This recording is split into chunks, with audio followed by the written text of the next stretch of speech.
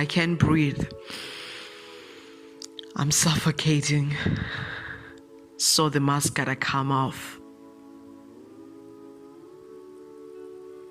I am but just a being hidden in baggy clothes, fancy shoes, trendy. I've never been into makeup. I wear my bare face, no facade, but that is my mask.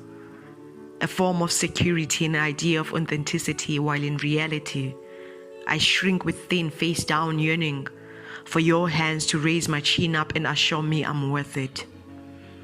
I rise up, face my reflection without acknowledging his resemblance or lack of. I hear my face called out, but refuse to think of what should have been. Had you been there, had I done things differently? I go by chest out, convincing me it was for the best because I got to experience God's grace. I swore I would never put my bloodline in the crossbows, but I did just that. Built her home without a fence, and now she's vulnerable too and a product of insecurities. While society fights to assure me I am whole and I can do this by myself, I can't help but feel broken within because I know I fumbled. I fall short of God's grace and I'm not proud of my past. But most importantly, I built a wall between you and I. They say to never regret but to learn. But that's what I'm tired of. Wearing a brave front just so I don't face my mistakes or the fact that I need you. I do. I cannot do this by myself. I'm so tired of acting all tough, like I don't lay there every night wishing I'd be enough. I wish your approval didn't mean so much, but it does. I hate that it's your attention that I long for so much. All these wins and yet none of them fill me up. Christ gave me an identity, but it's nothing without your seed. For your vision I was born.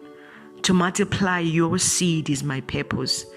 To be your helpmate is who I am. So you can see how without you I feel so empty. So here I am, on my knees in remorse. I apologize. I sincerely apologize for running too fast. I opened myself to strangers, giving away what was never mine to give. I compromised my own purity, destroyed my innocence in the name of pleasure and fun, while I should have just waited for you. I opened your bag up to your enemies, left my post and left you looking vulnerable and weak.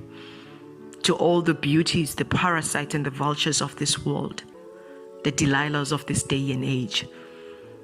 Or maybe I should just admit, you can always replace me because you don't need me.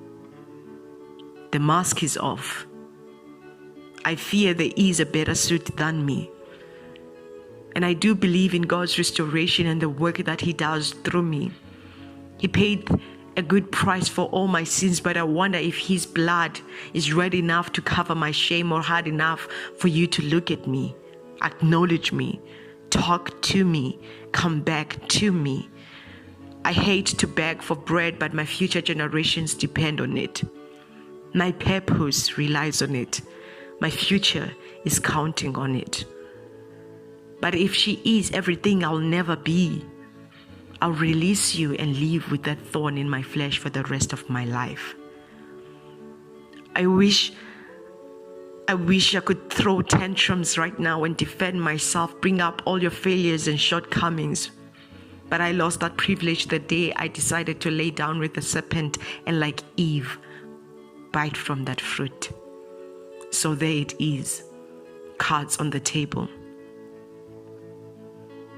But I want you to know, in all that God is making in me, there's no place I'd rather be but by your side as your wife. The mask is off. The band-aid is ripped off. You decide, will you propose? Despite all I did, all my failures and weaknesses, will you please trust God's hand? For like clay, I broke myself down in the hands of the potter so He can make a vessel of honor out of me. Will you separate my sin from me as far as the east is from the west? Will you love me as Christ loved the church?